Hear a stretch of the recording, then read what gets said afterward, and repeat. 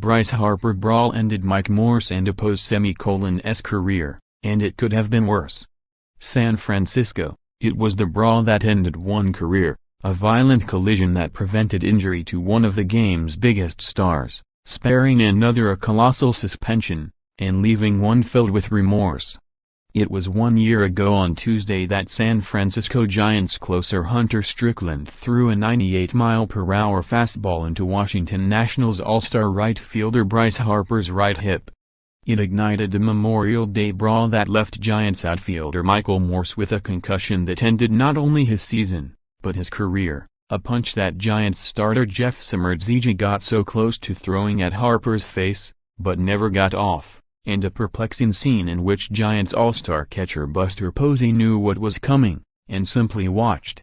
"It's a shame my last game had to be so ironic," Morse, 36, told USA Today Sports, "but it's not something I sit around and dwell on. It happened, what are you going to do?" Morse, who was planning to retire after the 2016 season until talking to GM Bobby Evans at Giants outfielder Hunter Pence's wedding, wasn't sure how long he was going to be able to stick around, anyways. He was hitting just .194 with 1 homer and 3 RBI in 24 games, and the Giants were on their way to a 67-95 season. "The way I figure it, I was playing with house money," Morse says. "I wasn't really planning on playing last year. So, it was my last hurrah. Maybe the concussion thing was God's way of saying, and number 39 it's time to take it to the house, man. You have no business being here. Morse, recently hired to be a part-time analyst on the Nationals pre-game and post-game telecasts, no longer seeks treatment for his post-concussion symptoms. Yet, when he gets a headache now, they are much more severe than at any time before the concussion. Samardzija, who was on his way to inflict punishment on Harper before Morse got in his way, never went on the DL. Still, he felt the remnants of the collision, involving two 6'5" men weighing a combined 470 pounds, as recently as this spring. Morse was a mess after that. "It's a shame that how it ended for him," Giants manager Bruce Bochy said. Samardzija felt it, too. This spring, he had some neck things going on after that happened. Two big men colliding like that, and they were running pretty good. Strickland, who was seeking revenge from the 2014 National League Division Series in which Harper hit 2 homers off him, staring at Strickland after the last one, wasn't number 39 injured either, but was suspended 6 games by Major League Baseball compared to Harper's 4-game suspension. The only real injury was the blow to his reputation, leaving him with lingering regret.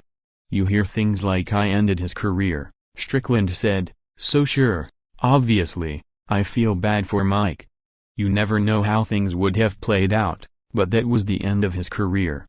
That was a mistake I made personally, and a decision I made, but you've just got to move forward and forget about it. You deal with the consequences." The premeditated decision to hit Harper even threatened to divide the Giants clubhouse. Strickland told his teammates that if he ever got a chance to face Harper again, he would deliberately hit him. And if Harper charged the mound, Strickland pleaded with Posey and others not to stop him. He wanted a piece of Harper himself.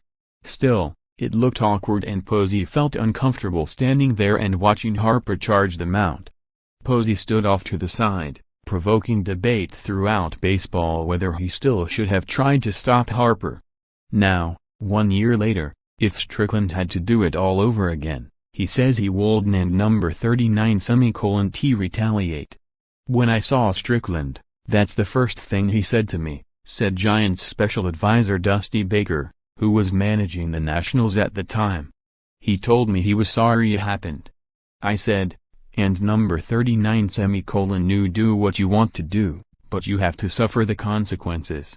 When you start a brawl like that, you don't come out to dance. You come out to fight. And that's what happened. It's just a shame, Morse got hurt, never getting over the concussion." Harper, a 5-time All-Star and 2015 MVP winner who leads the National League with 15 homers, vividly remembers the day a year later. He remembers charging toward Strickland, firing his helmet toward him, and the punches that were thrown. But most of all, the look in Smrdzi's eyes as he raced towards him, only for Morse to step in front of him, acting as peacemaker. I texted Mikey Mo afterwards and said, "And number 39 thank you for getting in front of me," Harper said.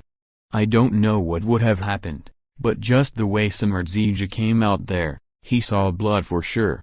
I really haven't kept in contact with him much after that, but I'll always remember what he did for me. Morse may have saved Smrdzi, too. One Giants coach is convinced that if Morse hadn't rushed in to protect Harper, his former Nationals teammate in 2012, he would have broken his jaw. There's no question in my mind. If Harper, one of the game's greatest stars, was sidelined with a major injury caused by a brawl, guess who might have received the mother of all suspensions? It might have been the best thing that happened to me, Smrdzi says. I might have been suspended for years if I hurt that kid, the prodigal son. Would he have hurt him? Maybe in a parallel universe, we would know what happened there, Smrdzi says, but the one we currently live in, it didn't happen. So we will never know. It was a crazy time. It wasn't that I was mad. My buddy was just in a fight. To me, it's as simple as that. If guys are going out there and pushing and shoving, you can kind of play patron. But when punches are thrown, it's no longer in a baseball setting anymore. It's time to go out there and protect your guys. I don't think I was going to hit him. I was just going to kind of football plow him in a way. I think. I guess we'll never really know. Smrdzi still keeps in regular contact with Morse, a 13-year veteran. They share stories about their young kids. Morse, who lives in Fort Lauderdale and owns a boat, regales Smrdzi with his latest fishing ventures off the Florida coast and the Bahamas. And, yes, they talk about May 29, 2017, the last day Morse would wear a baseball uniform. We talk about it a lot, me and him, Smrdzi says. You don't want to see anybody get hurt, especially to your own guy. I hated that it happened because he's a guy that's so great to be around. But that's the crazy thing about sports, right? You can't control everything. It happens, man. At least we can joke about it now.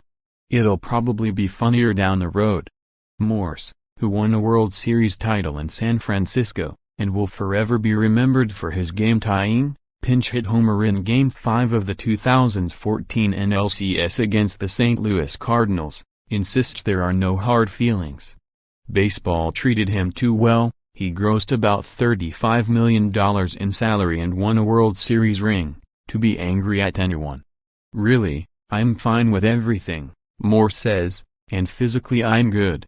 I'm more sensitive to a couple of things since the concussion, like when I get a headache, I really get a headache. But besides that, I'm fine. I've got no regrets, man. None. Come on. How could I? Follow Nightingale on Twitter and Facebook.